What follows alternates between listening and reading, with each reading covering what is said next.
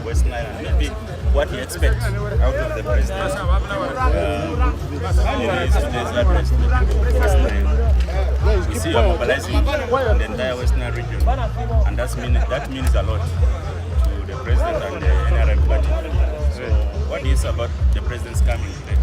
The president is coming to ask for a vote from the people of West Nile.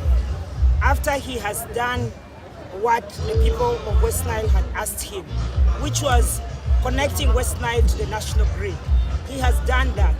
But with the coming of electricity, and now an extension of our electricity from the capital city, which is Arua city, to the rural areas is very key. As we look forward to that, our people have to work extremely hard to get out of poverty. And the president has invested through wealth creation funds. Our president has invested through PDM, the same way he has invested in all the other parts of Uganda. He has invested in each and every parish in Uganda and each and every parish in West Nile. Therefore, our people should take advantage of the visit of the president and the term, especially this term, to get themselves out of poverty. There is no way we can continue remaining as the second poorest region in the country. No way. When the national cake is shared equally. And by national cake, I'm talking about the parish development fund, which has been given by parish 100 million for each and every parish. There is no parish in Uganda that will say that they did not receive this money. There is no parish in West Nile that will say they did not receive this money. In Myoga, NADS money was brought here. Nusaf 1. Now that they are even bringing the program of Dr. Deep to uplift the town centers in West Nile, the refugee hosting communities in West Nile. Our fight for the people of West Nile, as we vote for President Museveni, as the people say they want to give him 93%, is that when we vote for him, as we continue securing the future, as we continue to protect the gain of peace and stability, because President Museveni is the reason why the people of West Nile are out of exile. I am a testament of a child of many West Nilers who are born in exile in DRC. Many people mistake so many of us West Nilers to be Congolese. This is largely because we were born in exile. But from the time the president came to power in 1986, the peace and stability returned in West Nile. The president went to DRC, he crossed and went to South Sudan and asked our parents to come back. From the time they came back, there's been peace and stability. Our people have been crying that they were farming tobacco and they did not have money. Tobacco farmers, BAT, British American Tobacco, and the Intercontinental, they took their money, they were not giving. Government decided to compensate the tobacco farmers. President Museveni did that. Our ex-servicemen, those who fought in Idi Amin's regime, those who fought in other governments, who are ex-servicemen, their total compensation was 26 billion. President Museveni has given them 17 billion and the balance is going to be paid. President Museveni, he is going to talk about the massacre because yesterday we met him. The massacre of our people in Ombachi. He has agreed to compensate these people. So whatever our people of West Nile needed is going to be given to us. But our minds has to change, that we must get out of poverty. This time we cannot just watch people getting rich and let our people be poor. Our people must embrace wealth creation, the message that the master is sowing. The same message President Museveni tells the people of Western Uganda, Central Uganda, Eastern Uganda, is the message he tells the people of West Nile. My people, the message is the same, that get out of poverty. And he doesn't just give you the message, he gives you the message plus the money. Please, let us get our people out of poverty. Honorable, now that the national grid is here, as the Minister of Investment, is there any hope of attracting investors to the West Nile region? There is a big hope. Our children of West Nile and the people of West Nile have given 4 different industrial parks in West Nile. Nebi Industrial Park, 600 acres is available. Madiokolo Industrial Park, 1,000 acres is available. Yumbe, 1,200 acres available. Koboko, 150 acres is available. These 4 industrial parks have been gazetted. Land available. The only thing we have to do now is, as government is doing the feasibility, me as the Minister of Investment, I have pushed to make sure the feasibility study is done. We've done the feasibility studies for all these industrial parks. The next stage is now for us to attract investors. And we've discussed this with President Museveni.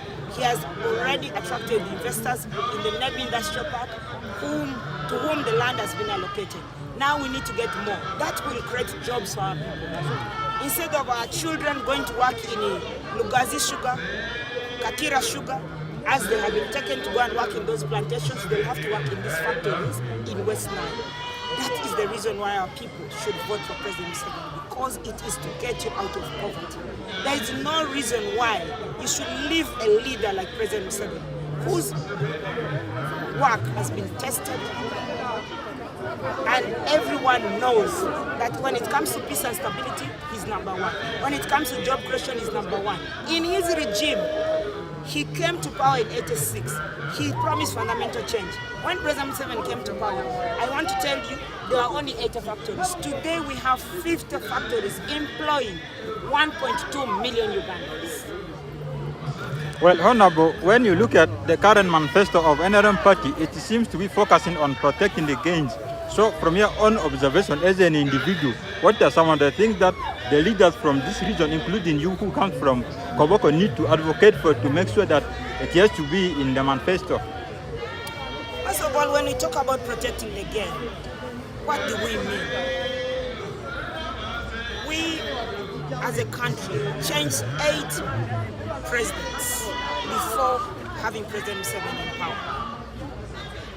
That change of leadership did not just come through a ballot paper or a ballot box. It came through wars. There were so many civil wars taking place. Uganda was never peaceful. Uganda has gained in the last 40 years that we have not seen war. Maybe for northern Uganda we can say 20 years since Kony was flushed out of northern Uganda. But I want to tell you, that is the peace that we need to protect. That is the game that we need to protect. Many Honorable, I have only a single question. I interacted with a number of residents in Madiokolo. They appreciated that power has been extended, but however there are some areas where power have not reached through. And they did confirm here that Madiokolo happens to be one of the places that has given an industrial park. Maybe how are we going to connect with this when we don't have power connection? Any plans on this? Well, the state member is here, Honorable Rakajala, should be able to tell us more about how the president intends to protect the games and extend the power in the rural areas. Okay, you can start by introducing yourself.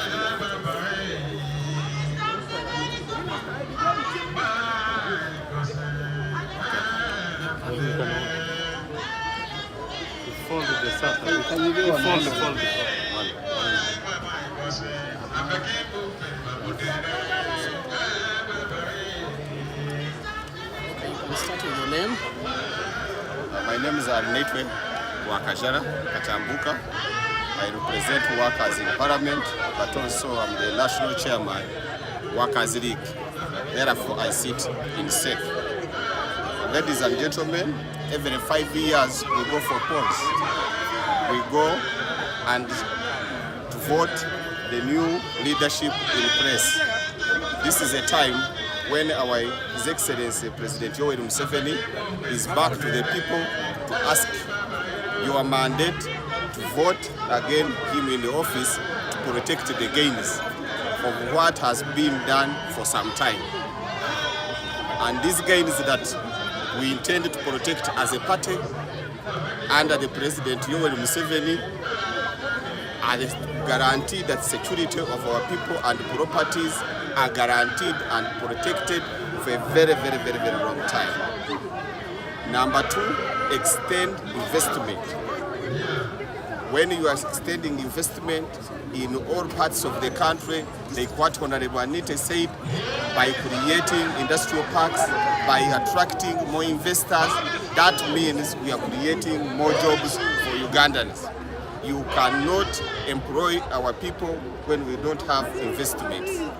So, investments will create more jobs, will create more income, will create more security for our people, because people, when they are working, they can't cause any insecurity.